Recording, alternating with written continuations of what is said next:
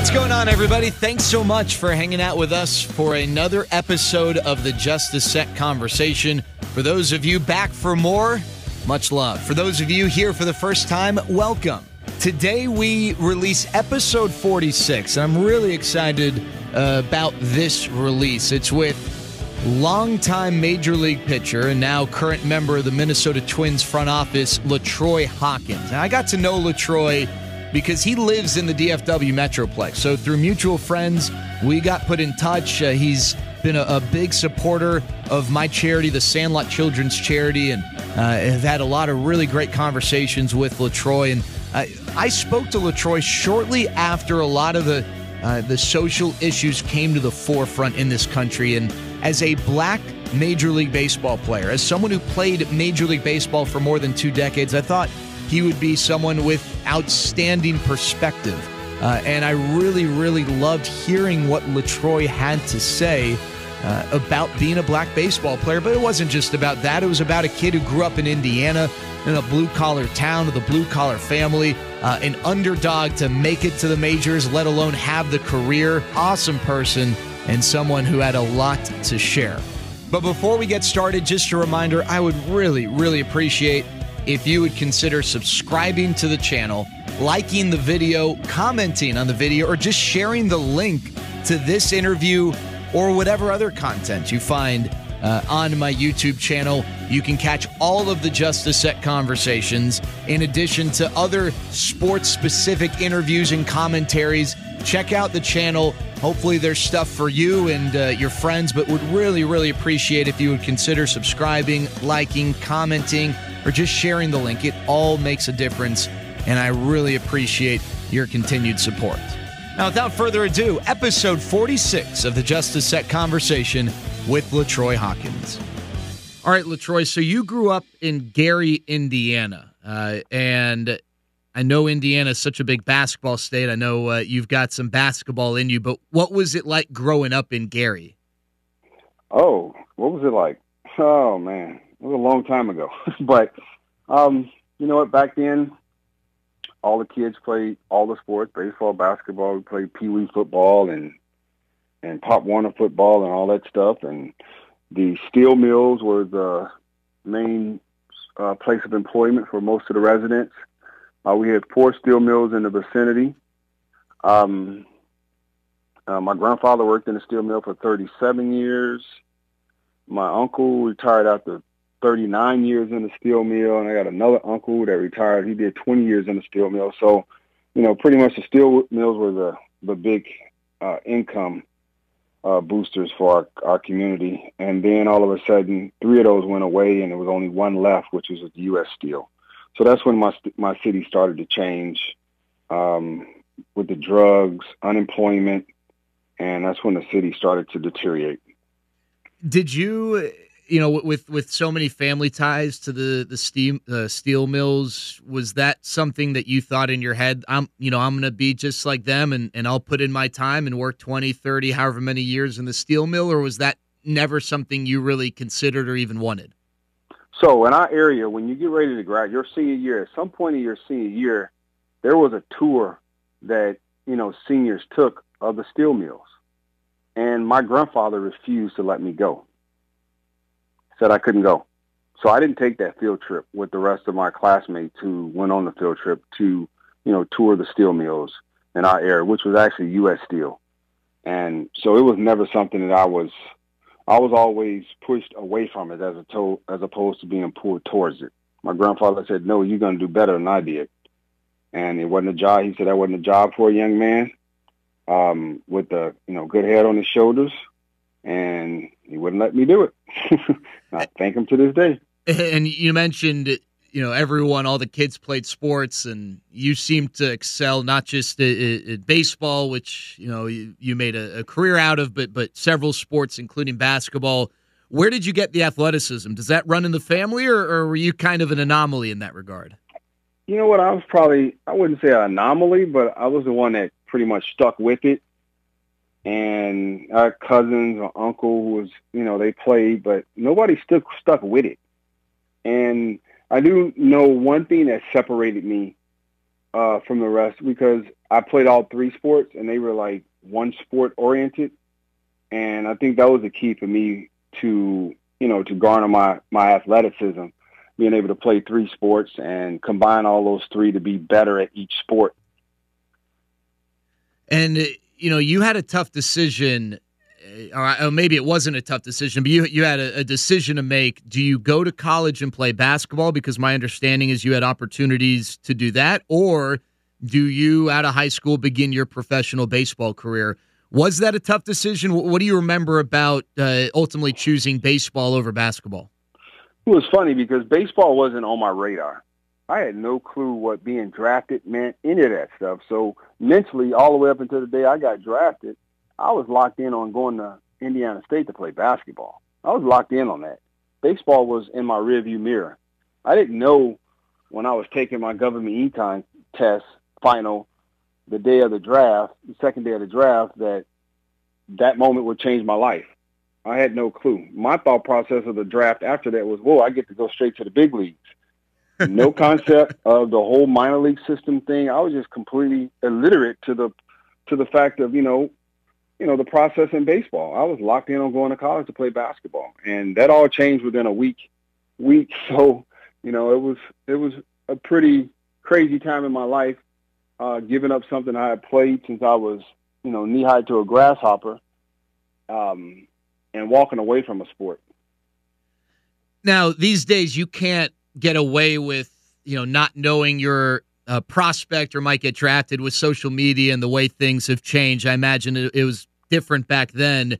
Did you not realize that you were good at baseball or at that level? Or was it just that, like you said, you were so focused on basketball that you never even took time to consider it? I knew I was good at baseball, but I was realistic. Like, okay, this is my area. How the rest of the world playing baseball? So I didn't know how how I ranked up against the rest of the world. I knew how I ranked up against some of the guys in Chicago because I played against them. But as far as the rest of the world, I didn't think about the world at that time. I was thinking about the United States. I had no clue. But I knew that I matched up pretty well with the rest of the world in basketball, rest of the United States in basketball. I knew I was on that level. But as soon as I got to Fort Myers, after I signed my contract, man, when I got down there, I saw guys doing things I had never seen before, fielding ground balls and turning double plays and guys throwing 93, 94 miles an hour. I thought I was already in the big leagues. I had never seen anything like that. And I was so far behind on a development standpoint because being up north in Indiana, we didn't play that many high school games. I think the most high school games I played in a season was 17. And then once we got past that, I played another maybe 30 in the summer. So I was playing 47 combined games of baseball. And that was only from March till late July. After that, it was back-to-back basketball season. I played basketball from, early August all the way till, March until we started to play baseball again. But, I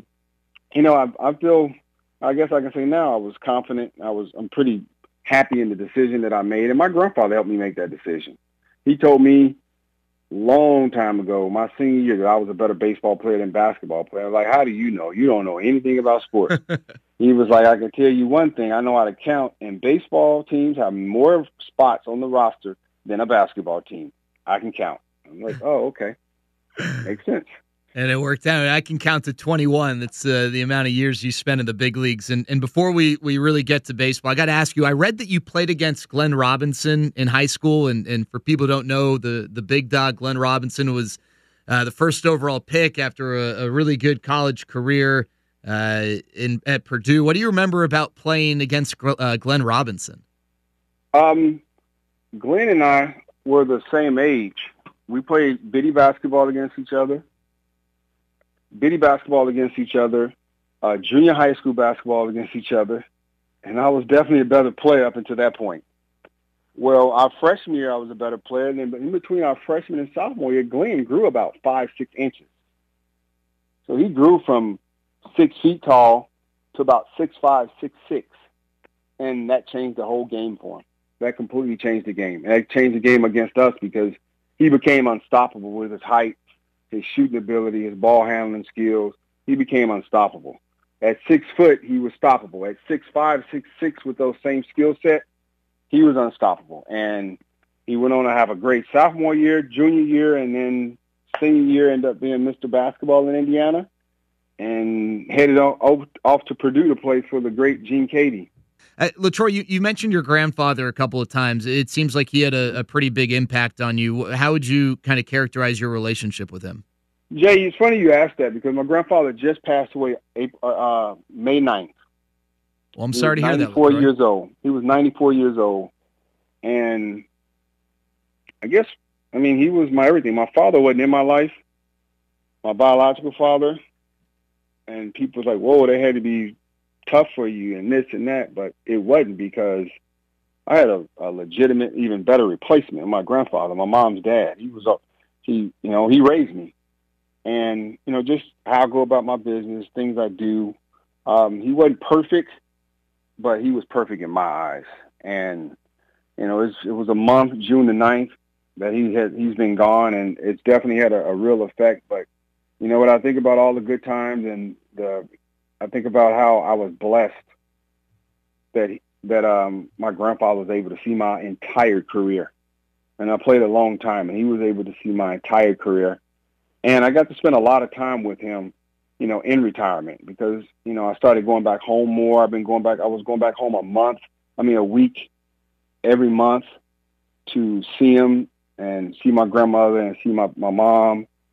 Just something I said I was going to do once I had more time. And probably the last 18 months, I've had that much time where I can cut that out of my schedule and go see them and check on them. And it was, I'm glad I did it, because I got to spend a lot of time with him. He had started to, his body started to break down, but his mind was always sharp. And he had the memory. People say the memory of an elephant, but my grandfather had a hard drive. And it was 1 terabyte. He can remember what he was doing in, he was born in 1925. He can remember what he was doing in 1941, June of 1941, when he was walking, to his buddy's house to go play baseball. To go hang out and do whatever they were doing back then. And he just had that type of memory. And, I do miss our long conversations. And, all my teammates was, when I got into professional baseball, I kind of fit right in the clubhouse, because I could talk trash with the best of them. And they were like, where did you get that from? I said, y'all don't understand. I was raised by the Hall of Fame trash talker and my grandfather, because he was Hall of Fame. He could talk trash with the best of them. And that was the gist of our conversation. We talked trash, and he enjoyed that type of banter. And him teaching me that, being in the clubhouse and then being out of the clubhouse, I had a lot of banter for him. And we would sit there and talk trash, even up until, 3 weeks before he got sick. We were talking trash to each other. And that was funny, because I was giving him a shower. It got to that point I had to give him a shower. And he was still talking trash. And I'm like, dude, you can't be talking trash when another grown man is wiping your butt. Oh, man. And he's like, he said, man, I've done a whole lot of other things for you. So you just repaying me back now. You're just repaying your debt. I'm like, okay, I got no problem repaying my debt. So that's my granddaddy. I certainly hope you and your family have been able to share some stories and celebrate his life. I'm sorry to hear that, LaTroy, but it seems like there's a lot of great memories that you can kind of think back on to put a smile on your face when it comes to him. Yeah, and I like talking about him because, that makes, that lets me know how, like you said, how big of an impact he had on me, because he was my father figure. He raised me for 47 plus years. And, a lot of the reasons why the way I am are because of him, so, the good and the bad. I always tell him, when I spoke at his funeral, I said my grandfather wasn't perfect now. He was a long way from being perfect, but I loved him through his imperfections. That's really cool. One more question before we get to baseball, LaTroy. I read you've got your brother has been incarcerated really since the beginning of your career, and you make a point. Yes. You maintain a relationship with him. You go to see him, I think, at minimum annually, if not more frequently than that. And I'm just curious, sometimes when that happens, people, hey, they don't maintain that relationship, but it just seems like the love that you have. And hearing you talk about your grandfather for the people in your family, the people that are close to you, is really special. And I'm just curious, What has the relationship that you've maintained with your brother kind of taught you, or maybe the experience of going to see him, over time? What are some of the things you've learned from the relationship with your brother Ronald and everything that's kind of gone on? Jay, he actually got out. He was released February the 5th. So I left the Super Bowl and flew to Indiana, picked up my mom, and we drove up to Michigan to be there when he got out that Wednesday morning. Yeah, that Wednesday morning. He was in the halfway house, and then COVID hit. So they sent all the guys that were in the halfway house, they sent them home to home confinement. And I'll go back, but this story has a lot to do with my grandfather as well. So he went to stay with my grandfather and them like May the 8th. So he had a whole month he got to spend with my grandfather before he got sick. And he had been around my grandfather since, before he was locked up. And my grandfather would always say when he talked to him, "Hey, man, I'm waiting for you. I'm waiting for you. I'm waiting for you." And COVID hit. If COVID hadn't hit, Ronald wouldn't have been released from the halfway house until May 18th. Well, we buried my grandfather May 19th. And Ronald was able to go and he stayed at his house and helped take care of him for a whole month before he got sick. So it's amazing, how God works. And I think that was key for my brother. It was huge for my brother and definitely huge for my grandfather. So I feel like he said, okay, it's time. If it's going to happen, it's going to happen now because I waited long enough to see my grandson released and free again. But he's doing well. It's just like all the positive things about being able to get out and be free, but he's still not free because with the COVID hitting, we have 30 million people unemployed, and those people have been in the workforce. He hadn't been in the workforce, so now it's an issue of him getting a job because there's so many other people looking for jobs. So it's kind of one of those situations where it's real tough. I mean, he has it a lot easier. He got a lot easier than everybody else that's getting out because he has a brother. But for those young men who don't have it, I mean, what are they doing? Well, it's hard for them to get a job. But that experience it all goes back to, in the early 90s when guys were doing, small crimes and they were getting this excessive sentencing with the Clinton excessive sentencing bill and all that stuff, and then Reagan with the drug stuff.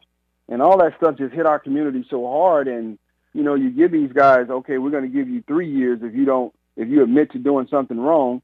But if you don't admit to it, if you feel like you didn't do it, you go to a jury of nobody that looks like you. And then they convict you of this and you go from doing 3 years to 25 years with the excessive sentencing. So, I mean, that gets into more what's going on today in this country. But, I mean, like he was a victim of that excessive sentencing. And every time you file an appeal, they don't look at those appeals. All they do is push that stuff to the side. And it's really sickening because now when Hillary was running for president, her husband got up there and apologized for the mass incarceration. But what did that hurt? That hurt the black community. And then the guys that did take the three year took the government deal for something they didn't do, those same guys got out and they couldn't get a job because of their felon now. So the system definitely doesn't work. And, I say my brother's in a better position because he had a brother that played professional baseball for 21 years. But at the end of the day, it's about, the one person that you're close to. It's about the masses, and the masses aren't represented.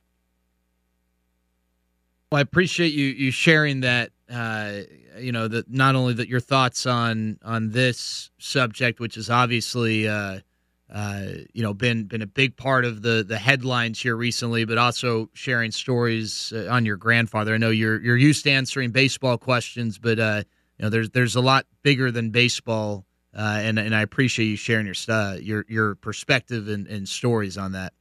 I do want to get to some baseball. Okay.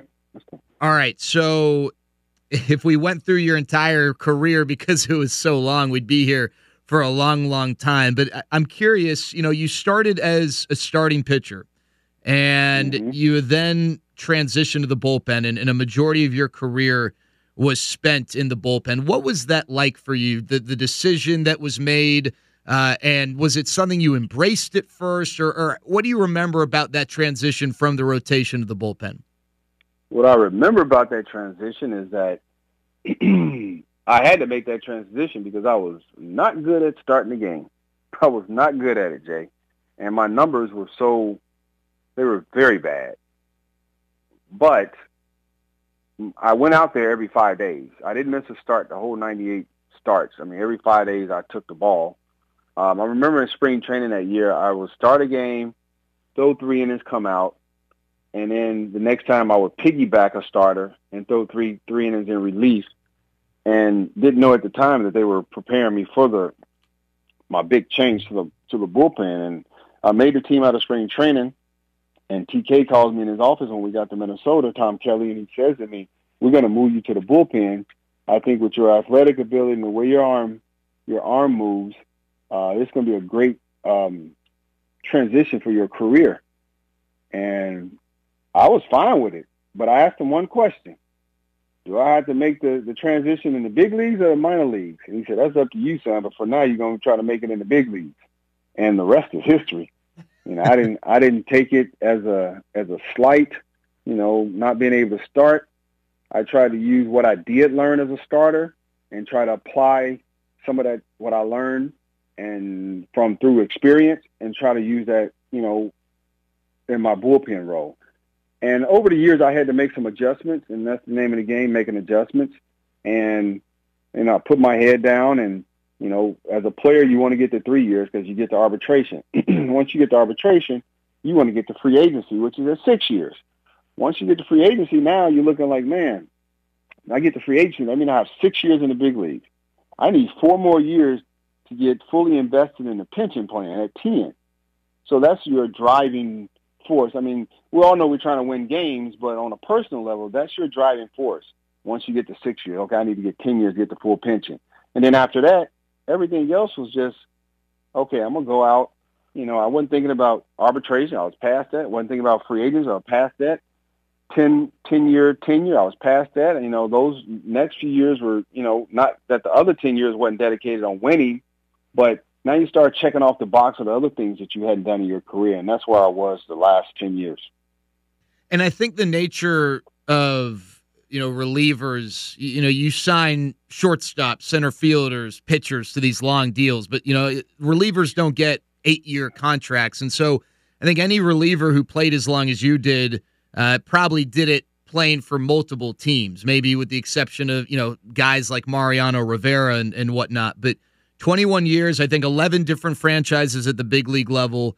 You got traded a bunch. You had a lot of one-year deals. As a person with a family, what are those two things like? Getting traded and then even the one-year deal where hey, I can't really take the time to settle down in this city because I don't know if I'm going to be here next year. Well, I had 3 multi-year deals, so I was, maybe 1, 2, 3, maybe 4. If I'm correct, and I could be off a little bit, but I enjoyed it, man. I embraced that, being able to experience living in a different city.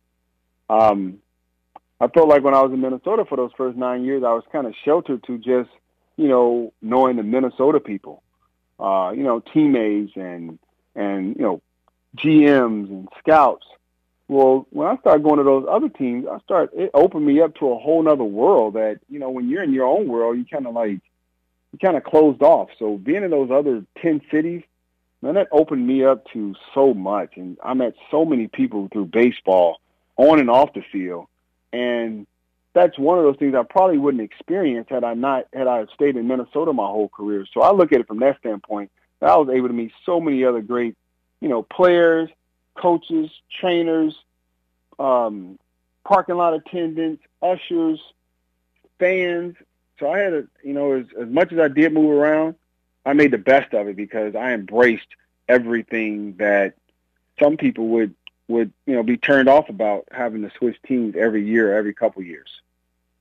And I imagine there's not a ballpark you would go to where you didn't know at least someone, whether that person is still with the same organization or, they've moved around. I mean, that was one of the things I was going to ask you is if you had to guess, how many different relationships did you develop through these teams? And I don't expect you to actually answer that, but that is something that stands out to me, whether it's a guy like you or Octavio Dotel, who I know played for a bunch of teams, and guys like that.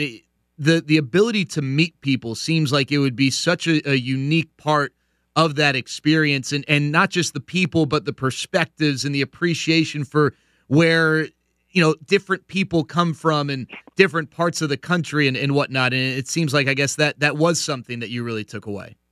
I definitely embraced that, having friends from the Dominican Republic, Venezuela, Panama, Japan, Taiwan. I got a chance to meet and hang out with people from definitely all walks of life, too, and different cultures. I enjoy that. And you know what? Like most of the clubhouse guys are some of my best friends.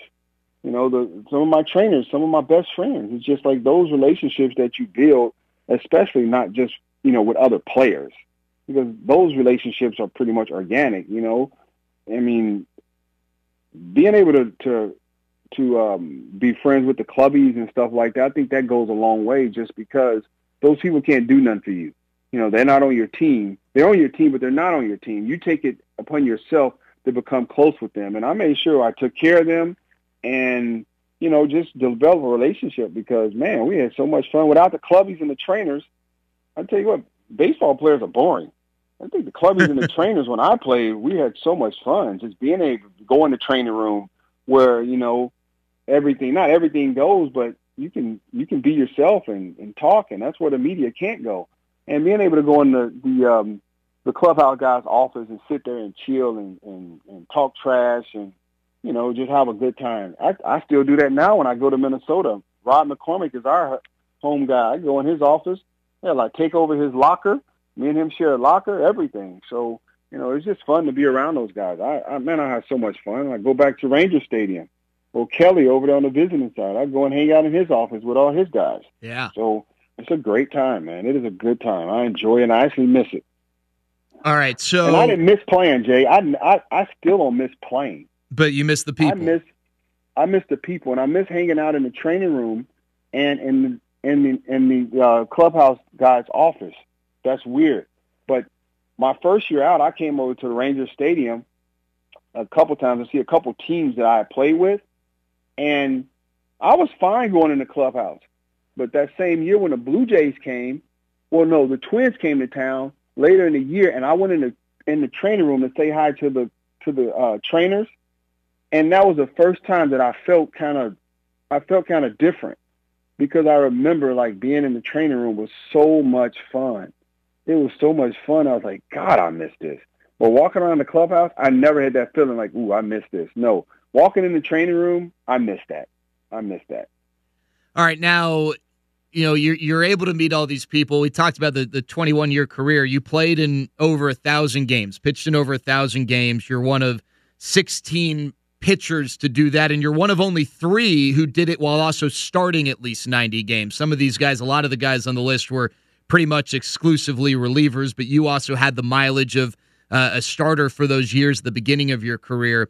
I got a few questions regarding the games that you amassed over your career. So you ended up pitching in 1,042 games.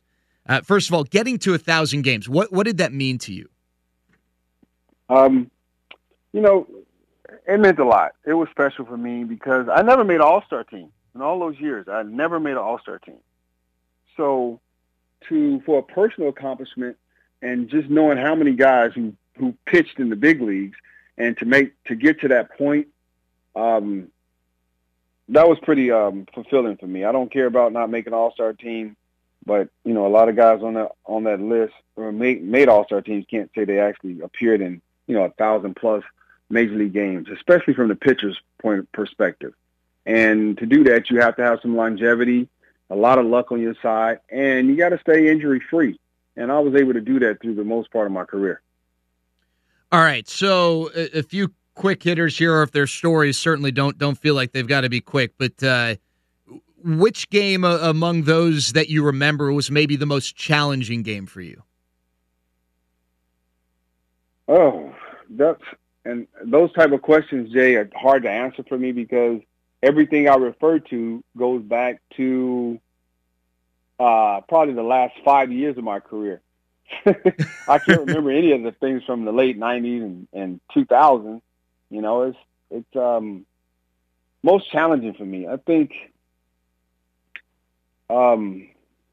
pitching in cold weather was challenging for me because I needed sweat and perspiration and all that for my, to have a real good feel for the ball. So anytime it was cold outside, dry, it was challenging for me. I had to find a way. It just didn't come naturally. I had to figure out a way to make it happen, whether that's, hoping I break a sweat so I can use some sweat to get some grip, or, I didn't use anything illegal, but I would, in Colorado, if I knew I was going in the game, I would pour water right on my kneecaps. So I have something that was wet and I can always reach for. So anything when it's dry and cold was always challenging games for me. All right, is there a game, LaTroy, that is special to you for like a random reason that no one watching at the time, the broadcasters weren't, sharing that this is a milestone for you, but for whatever reason it was special for you to pitch in a particular game?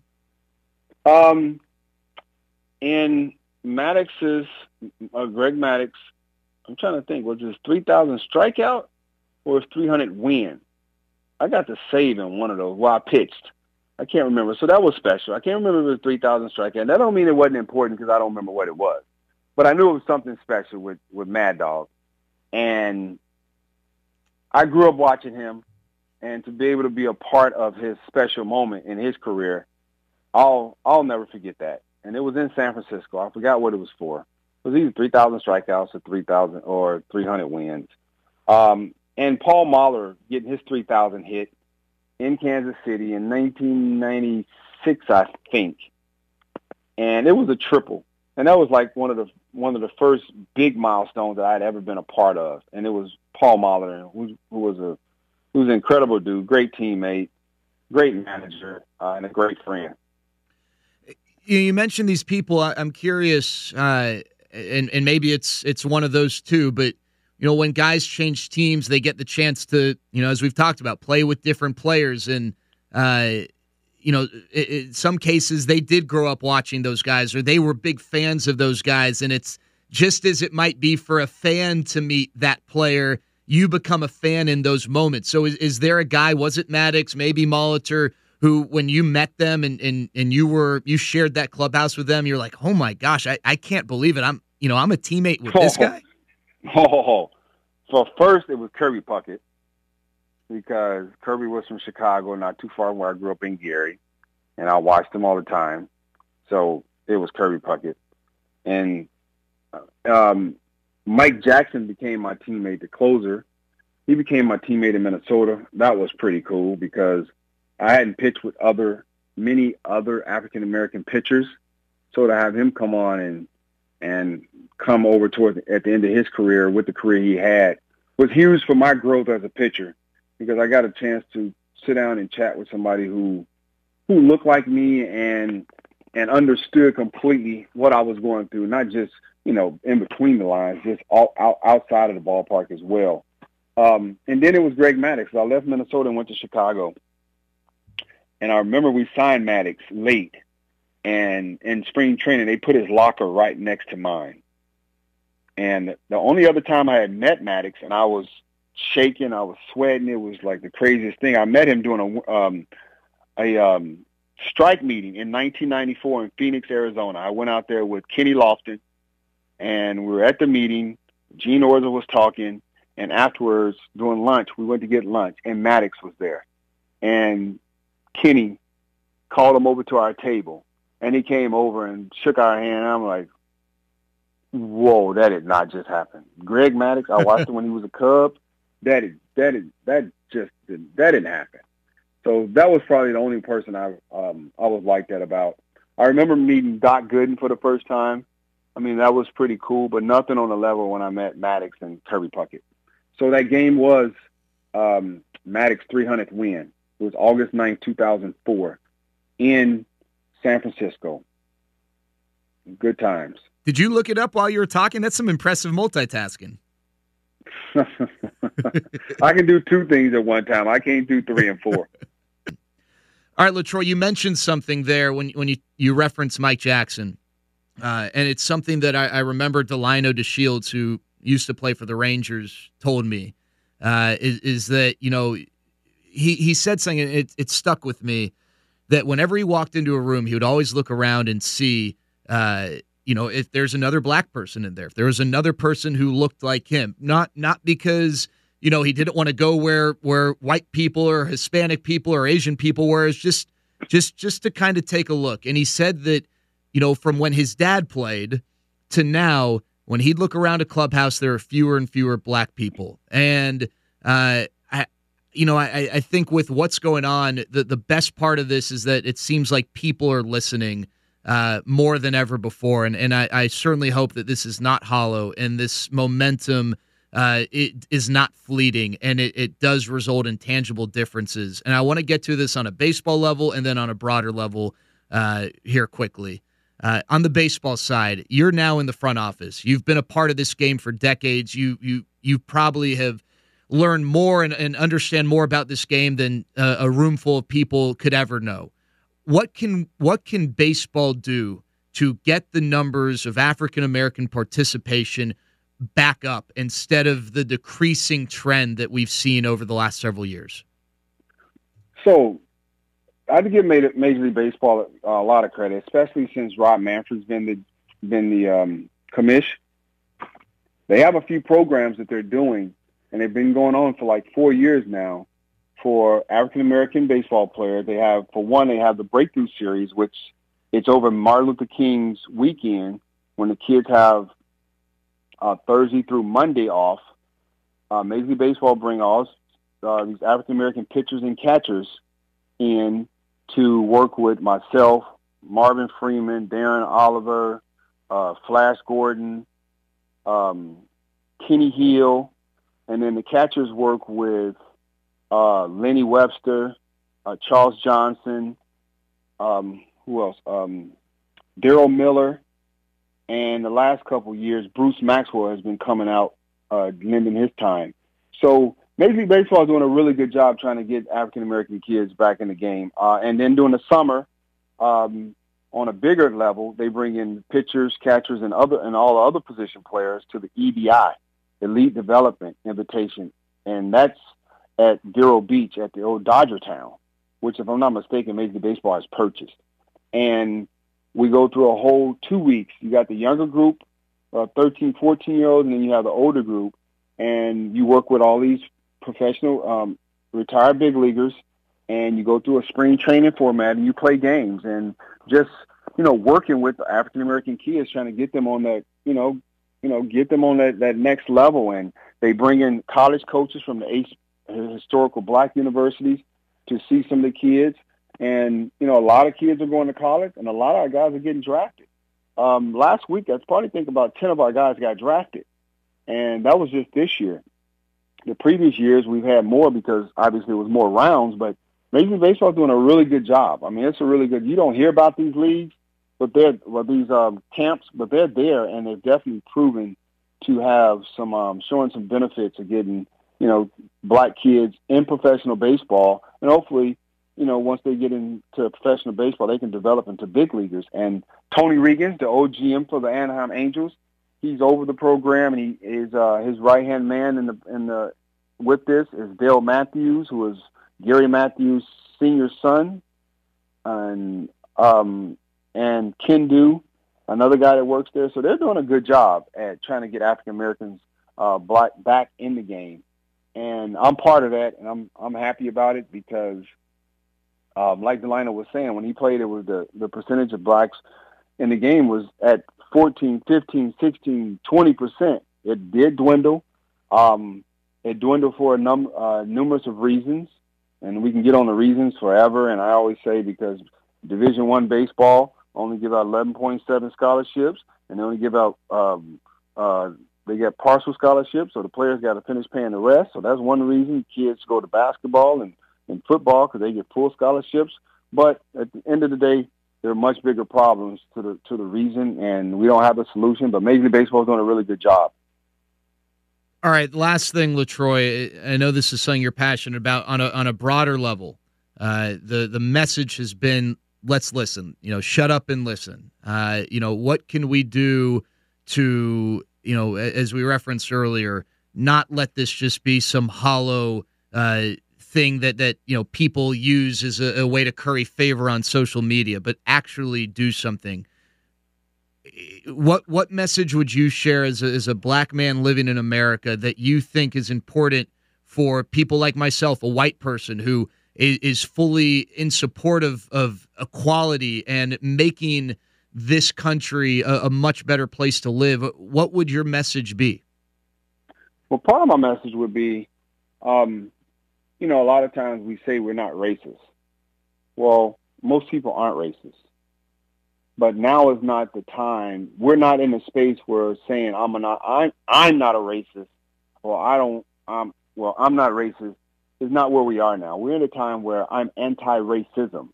And with that being said, calling out your friends who are racist, who are bigots.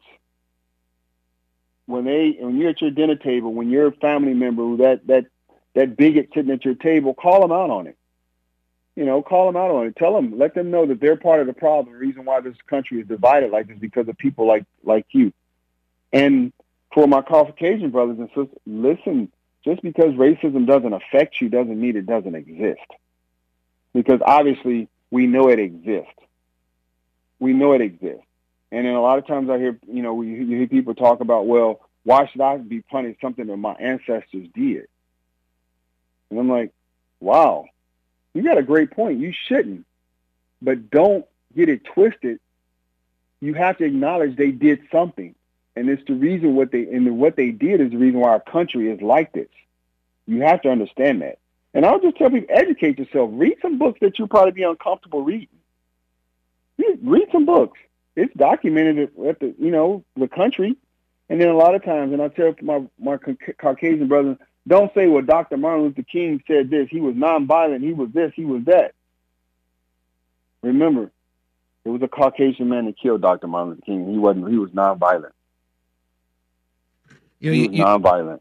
You mentioned education, and that's one of the things that I've thought about. I hope that the school systems in America do a better job of teaching kids about what went down, what has happened, what injustices have taken place as a way to help ingrain in them at a young age, what's wrong and what's right and why what has happened in this country that we love but is not perfect. And you mentioned with your grandfather, you loved him for the good and the imperfections. And you can love this country, but you need to be able to recognize the imperfections, and teaching something about this country that is not glittering is okay and will make this place, this world, a better place.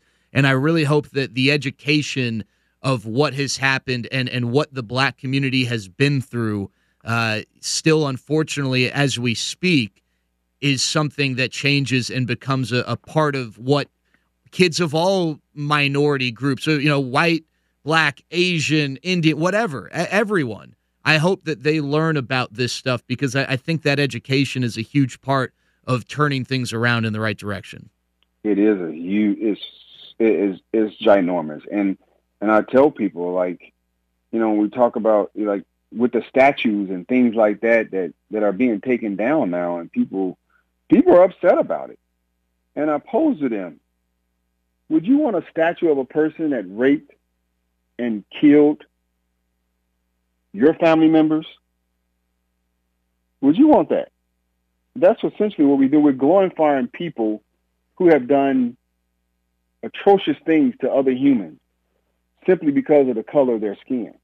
We shouldn't be glorifying those people. We should not be glorifying them. And I know that's what we're accustomed to, but just because we're accustomed to it doesn't mean it's right. It's not right. It's definitely not right. But you know what? At the end of the day, when I was coaching at the CSBI, the first baseball league that opened up, the College Summer League, 2 weeks ago in College Station. I had to address the group. It was 100 young men, and probably about 10, 15 maybe were minorities. And I challenged the Caucasian kid, go meet some of the guys that don't look like you. Because I can tell you from 25 years in the game of baseball, we have more things in common than we do not. But you'll never know if you don't take that leap of faith and get to know somebody that doesn't look like you. So I beg you guys, take time to go visit one of the Puerto Rican kids here, or one of the Dominican kids, or one of the African-American kids that are here. I beg you, go see, and I tell the minorities, go hang out with some of the white guys. There's nothing wrong. We have way more in common than we do not have in common. And you won't learn that until you have a conversation with somebody and be open-minded in your conversation and understand that, yes, we come from two different places, but that doesn't mean we can't get along. And that doesn't mean you can't acknowledge, the trauma that I've had in my life because of, the way our inequality and stuff like that. And we can go from there. But get to know other people. And that's why I try to certainly, stress that, that's what those guys need to do. But I'll tell people, my daughter's 18 years old. She's been protesting for 3 weeks in L.A. One of my best friends here in Dallas, his son goes to UT. He just turned 21 on Sunday, and he's protesting.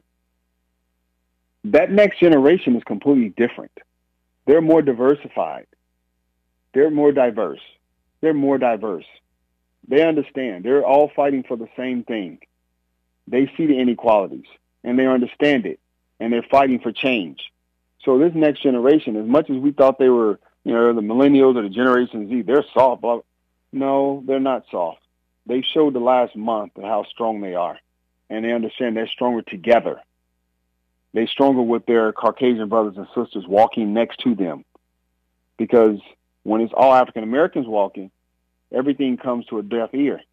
But when you have your Caucasian brothers and sisters who are tired as the African Americans are, that's when the needle's going to move. When the majority gets tired and join the protest, that's when things are happening, and that's what we've seen happen over the last month.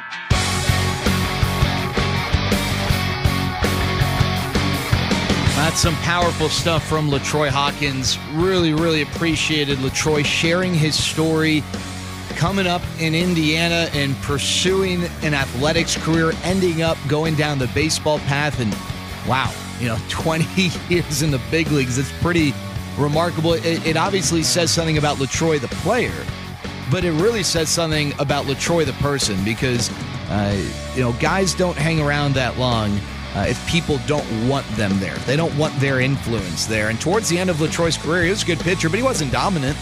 He wasn't at his peak, but people wanted him around. And hopefully in listening to that conversation, you got a glimpse as to why. So there you go, episode 46 of the Just a Sec Conversation. We are releasing 47 later in the week.